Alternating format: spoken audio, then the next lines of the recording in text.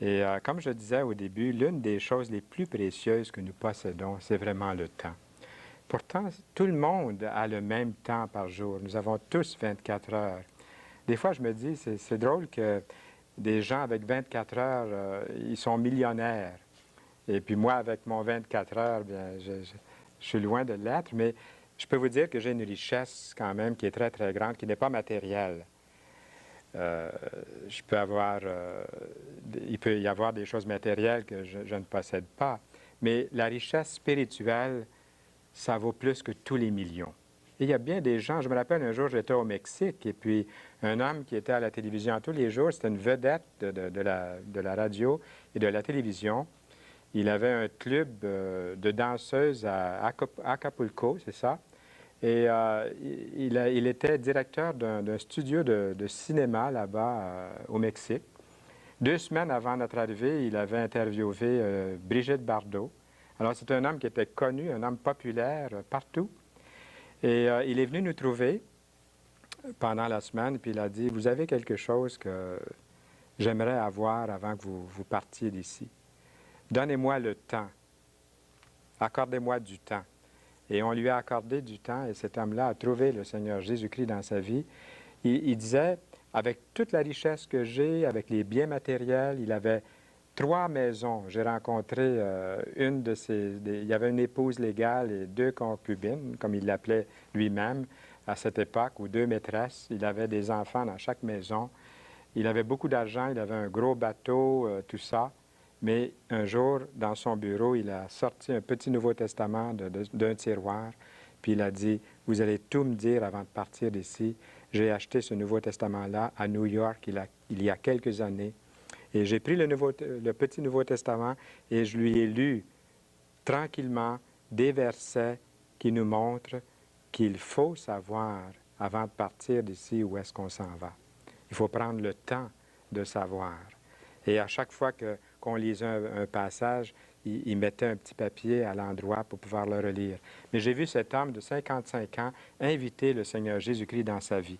La vie chrétienne a pris naissance ce jour-là. Je crois que tous les êtres sur cette planète sont nés, la première fois physiquement, et doivent renaître pour pouvoir entrer dans la famille de Dieu. Vous êtes né une première fois dans votre famille, mais pour faire partie de la famille du Seigneur, la Bible appelle ça la nouvelle naissance. Chez quelqu'un, la Bible dit que c'est très important, c'est l'ultime importance dans la vie de quelqu'un de passer par cette nouvelle naissance. Et ensuite, cette personne va porter du fruit au travers des principes de croissance qui se trouvent dans la Bible, beaucoup plus que par des efforts constants, ce qui prend beaucoup plus de temps. Pour naître, c'est un instant, et pour naître spirituellement, il y a la repentance. La repentance, c'est un grand mot qui veut dire se détourner de ce qui ne vous a pas procuré la paix, de ce qui ne vous a pas donné la certitude d'appartenir à Dieu, ou qui ne vous a pas donné cette paix intérieure, profonde et franche et transparente qui vient de Dieu. Se repentir, c'est de se détourner du péché de sa vie passée pour se tourner vers une personne vivante et authentique, le Seigneur Jésus-Christ. La Bible appelle ça la repentance, se détourner de pour se tourner vers lui, Jésus. Pas vers une religion, une secte, une philosophie, mais vers une personne vivante. Et troisièmement, ça implique venir à lui aussi. Mais avant de venir à lui, il y a la foi. La foi, c'est un tout petit mot qui veut dire croire que Dieu vous aime. Et croire aussi que Dieu est capable, a la possibilité, la capacité, la puissance de vous sauver. Pensez donc, lui qui a créé les univers, n'a-t-il pas aussi la puissance de vous sauver? La foi, c'est de croire qu'il a cette puissance, ce désir aussi. Lorsque Jésus a vu la ville de Jérusalem, il a pleuré, il a été ému sur elle, puis il a dit, elle me fait penser à des brebis sans berger. Comme j'aurais voulu, comme une poule met ses poussins autour d'elle, comme j'aurais voulu aussi rassembler cette population de Jérusalem. Mais Jérusalem n'en voulait pas à l'époque de Jésus. Et ça, c'est la foi. La foi, c'est de croire que Dieu désire vous sauver et qu'il en a aussi la capacité, la puissance. C'est ça la foi. Moi, je peux dire que j'ai la foi parce que je crois qu'il m'aime et qu'il désire me sauver. Il l'a fait d'ailleurs lorsque je suis venu à lui. C'est la troisième chose. Premièrement, la repentance. Deuxièmement, la foi. Et ensuite, votre décision personnelle, celle de venir à lui. Prenez le temps de venir à lui. Le Père céleste désire nous voir naître de nouveau et nous développer. Lorsqu'on est développé dans la volonté du Seigneur, après cette nouvelle naissance, c'est là que peut-être il peut y avoir un moment ou des temps de découragement. Peut-être ici, je m'adresse même à des nouveaux convertis. J'espère que je m'adresse à des nouveaux croyants, à des nouveaux chrétiens qui sont venus au Seigneur, qui sont nés de nouveau peut-être en écoutant l'émission. Un jour, je peut-être dit, demandez à Jésus maintenant de venir dans votre vie par la foi. Invitez-le. Et Jésus va venir en vous, vous purifier de tout péché, vous donner une vie nouvelle. Venez à lui tel que vous êtes, sans vos efforts personnels. Il n'y a aucune religion du monde qui promet ça. Les religions du monde, c'est fais ci, fais pas ci, fais cela, fais ça, fais telle chose difficile. Mais la Bible dit, celui qui croit en moi aura la vie. Vous venez tel que vous êtes. Vous avez entendu peut-être de l'étudiant qui voulait suivre un cours condensé dans une école biblique où on apprend le grec, l'hébreu, où on doit étudier plusieurs années. Il a demandé au directeur de l'école, « Est-ce que je peux avoir un cours condensé? Je n'ai pas le temps aux études. » Eh bien, le principal, après un moment d'hésitation, a réfléchi. Il a dit, « Quand Dieu veut développer un chêne, un arbre, un chêne, il prend 100 ans pour le faire. Mais lorsqu'il veut développer une citrouille, il ne prend que 5 mois. » Alors, il faut donner au Seigneur le temps, la patience. Peut-être vous êtes un peu découragé avec vous-même des résultats que vous espériez en venant à Jésus-Christ. C'est le Seigneur qui va commencer à faire le travail en vous. La naissance comprend un temps de conception, de gestation. Ensuite vient la naissance. La croissance s'ensuit. J'aimerais vous faire lire ici, on pourrait lire ensemble ce verset dans la Bible. Et ça, c'est votre Bible que j'ai à côté de moi ici. Nous allons regarder un passage dans 2 Pierre, chapitre 3. Et c'est le dernier verset de l'Épître qui est ici.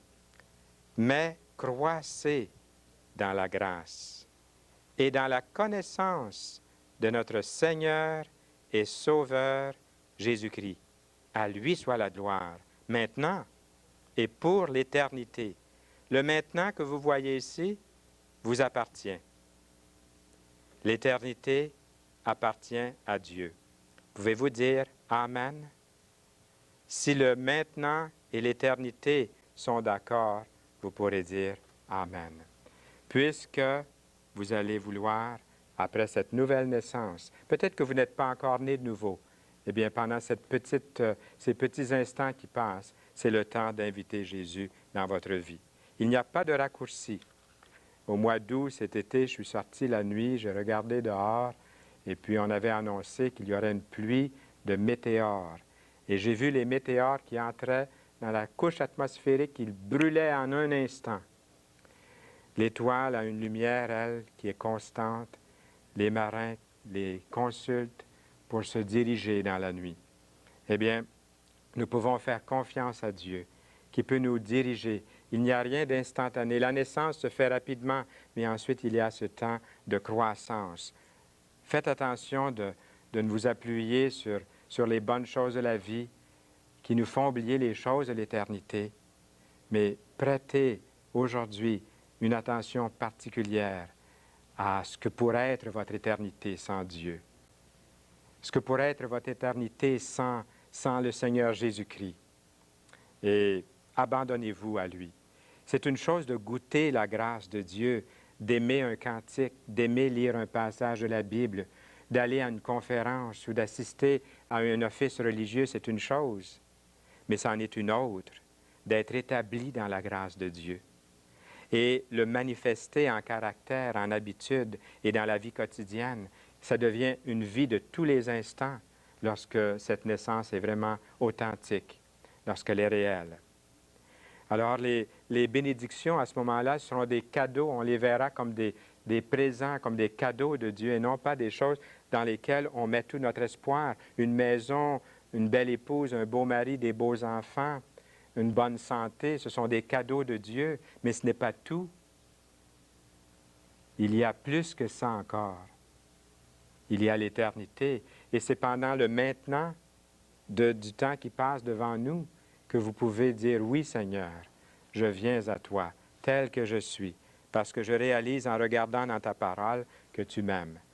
Nous allons prendre le temps de regarder un autre verset, dans Philippiens. Regardez le verset ici, dans le chapitre 1. L'apôtre Paul écrit, « Je suis persuadé que celui qui a commencé en vous cette bonne œuvre la rendra parfaite pour le jour de Jésus-Christ. » J'en suis persuadé. Qu'est-ce que c'est que Dieu a commencé en vous?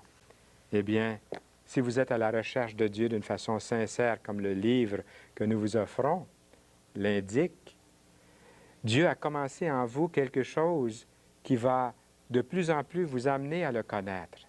Malgré peut-être votre solitude ou peut-être votre désobéissance, peut-être quelqu'un différent, tu ne connais pas mon mauvais cœur. Dieu ne veut pas de moi, je suis trop méchant. Vous ne pouvez pas être pire que le larron qui était sur la croix, les deux larrons en effet qui étaient de chaque côté de Jésus, et de ce Barabbas qui était lui-même un larron qui a été libéré. Et c'est Jésus qui a pris la place de ce Barabbas, de ce larron sur la croix du centre qui était destiné à Barabbas. Et je sais maintenant que Barabbas me représente et vous représente. Et c'est Jésus qui a accepté d'étendre ses bras sur cette croix, qui a versé son sang. Le sang de Jésus, son Fils, nous purifie de tout péché. Vous dites, c'est trop facile, c'est trop simple, je ne peux pas croire. Là où vous êtes, sincèrement et sérieusement, dites, Seigneur Jésus, je t'invite dans ma vie. Je ne comprends pas tout, mais simplement comme un enfant, je viens à toi et je te reçois comme Sauveur et Seigneur.